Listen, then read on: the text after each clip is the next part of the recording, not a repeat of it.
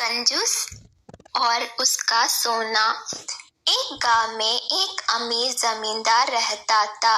वह जितना अमीर था उतना ही कंजूस भी। अपने धन को सुरक्षित रखने का उसने एक अजीब तरीका निकाला था। वह धन से सोना खरीदता और फिर उस सोने को गलाकर उसके गोले बनाकर अपने एक खेत में एक पेड़ के नीचे गड्ढा खोदकर डाल देता था। रोज खेत जाना और गड्ढे को खोदकर सोने के गोलों की गिनती करना उसकी दिनचर्या का हिस्सा था। इस तरह वह सुनिश्चित करता था कि उसका सोना सुरक्षित है। एक दिन एक चोर ने कंजूस आदमी को गड्ढे में से सोना निकालकर गिनते हुए देख लिया।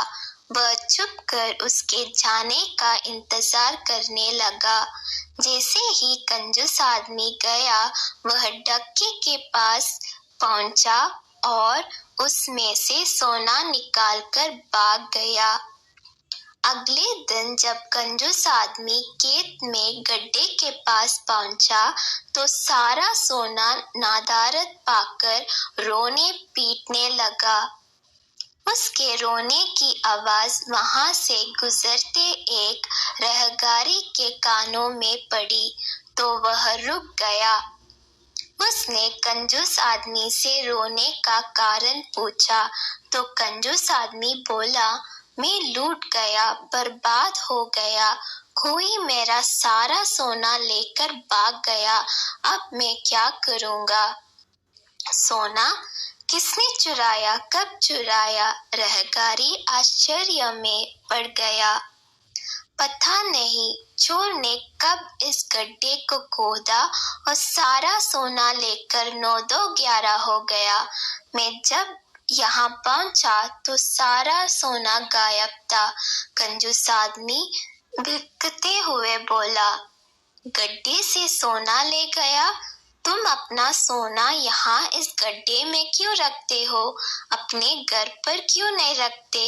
वहाँ जरूरत पड़ने पर तुम उसका आसानी से उपयोग कर सकते हो। रहगारी बोला, मैं अपने सोने को कभी हाथ नहीं लगाता। मैं उसे सहेज कर रखता हूँ और हमेशा रखता हूँ, यदि वो चोर उसे चुरा कर नहीं ले जाता। कंजूस आदमी बोला। यह बात सुनकर रहगारी ने जमीन से कुछ कंकड़ उठाए और उसे उस गड्ढे में डालकर बोला, यदि ऐसी बात है तो इन कंकड़ों को गड्ढे में डालकर गड्ढे को मिट्टी ढक दो और कल्पना करो कि यही तुम्हारा सोना है, क्योंकि इनमें और तुम्हारे सोने में कोई अंतर नहीं है।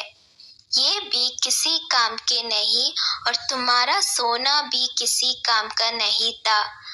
उस सोने का तुमने कभी कोई उपयोग ही नहीं किया, ना ही करने वाले थे।